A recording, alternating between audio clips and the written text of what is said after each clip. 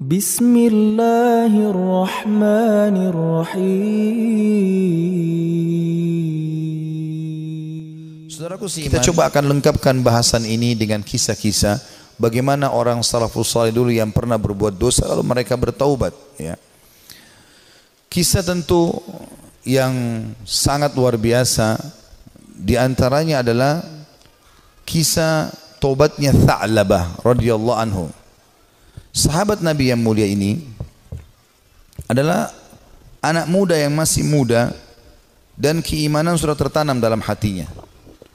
Zaman dulu orang tidak punya kamar mandi dalam rumah, maka orang kalau mau pergi ke WC ataupun mau mandi, maka biasanya orang pergi ke padang pasir. Satu waktu Tha'labah radhiyallahu anhu ini keluar, kemudian dia ke padang pasir, lewat, bukan sengaja, lewat. Rupanya dia melewati sebuah tempat mandi tapi untuk seorang wanita Ansar, wanita dari Madinah, ya. Dan wanita ini terkenal, ya, sangat punya kecantikan dan kulitnya putih bersih. Dan ini bukan terlihat, telanjang bulat semuanya, tidak. Tetapi Tha'labah radhiyallahu anhu lewat.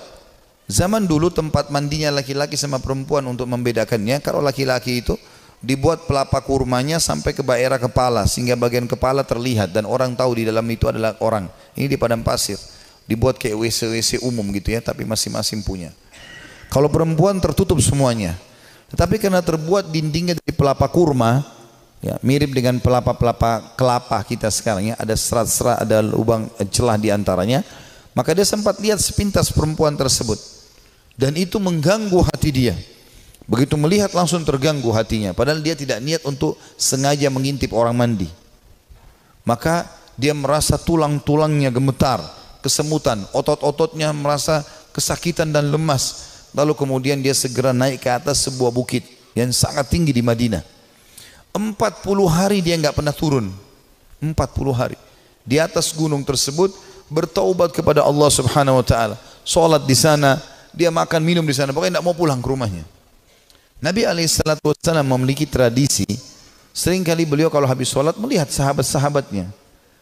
Tapi karena Tha'labah ini bukan orang yang sering ada di depan, maka Nabi SAW tidak melihat dia.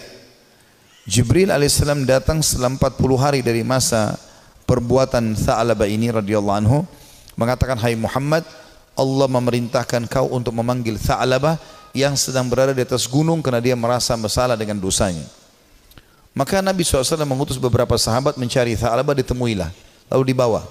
Begitu masuk ke dalam masjid, dia keringat dingin, wajahnya memerah, kehitam-hitaman, ketakutan sekali. Kata Nabi SAW, "Ada apa dengan engkau, hai Tha'labah?" Dia mengatakan, "Ya Rasulullah, saya telah melakukan maksiat yang besar sekali." Kata Nabi SAW, rahmatnya Allah lebih luas, ya. Kemudian waktu itu diiqamahkan solat, maka solat Nabi SAW bersama para sahabat Tha'labah pun ada. Sementara solat Nabi SAW membaca ayat tentang neraka, maka Tha'labah pun pingsan dalam solatnya, pingsan. Setelah itu habis solat para sahabat menyampaikan, Nabi SAW datang membangunkan. Setelah bangun kata Nabi SAW, "Ada apa dengan kau, hai Tha'labah?"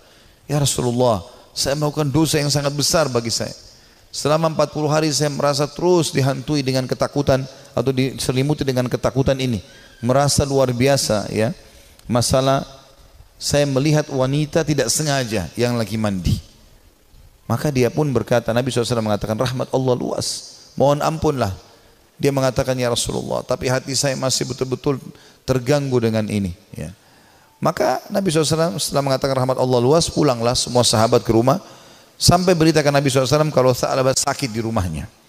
Maka Nabi SAW datang ke rumahnya, kemudian ingin meletakkan kepala Tha'labah di atas paha Nabi SAW. Tha'labah terus berusaha menjauh radhiyallahu anhu. Kata Nabi SAW, "Kenapa kau jauhkan kepalamu dariku?" Dia mengatakan, "Ya Rasulullah, kepalaku penuh dengan dosa." Ini bayangkan sosok seorang sahabat yang hanya sekedar melihat tidak sengaja wanita, ya, yang sedang mandi, itu pun cuma di celah-celah pelapa-pelapa kurma itu. Maka Nabi SAW mengatakan rahmat Allah luas. "Apa yang kau rasakan, hai Tha'labah?" Kata Nabi SAW.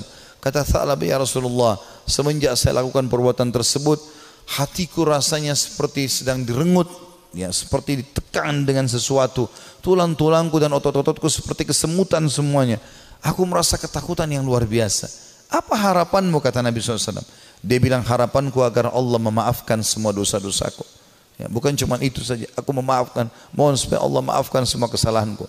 Maka Nabi SAW mendapat wahyu dari Jibril AS. Jibril mengatakan, sampaikan kepada Tha'labah, hai Muhammad, kalau Allah sudah memaafkan bukan cuma itu tapi semua dosanya. Maka Nabi SAW mengatakan, hai Tha'labah, terimalah berita gembira, karena sungguhnya Tuhanmu Allah telah memaafkanmu, dan ini Jibril datang menyampaikan wahyu itu. Maka Tha'labah pun bergembira, senyum, kemudian dia bertakbir lalu meninggal dunia. Maka pada saat dia wafat, teman-teman sekalian radhiyallahu anhu, sahabat Nabi yang mulia, saking takutnya dengan Allah sampai mati, meninggal, ajalnya datang. Waktu itu Nabi SAW mengatakan, urus jenazahnya segera, kita kuburkan, dimandikan segala macam, disolati, habis sholat, lagi mau diantar ke kuburan, Nabi SAW jalan sambil jingkrak-jingkrak, ya, sedikit beliau jinjitkan kakinya. Kata para sahabat, ya Rasulullah, kenapa anda lakukan itu? Kata Nabi SAW, saya merasa malu dengan para malaikat, dan saya tidak bisa menghitung jumlah mereka yang sedang datang melayat jenazahnya Tha'labah radhiyallahu anhu. Sahabat Nabi yang mulia memberikan pelajaran kepada kita bagaimana mereka bertaubat kepada Allah Subhanahu wa ta'ala.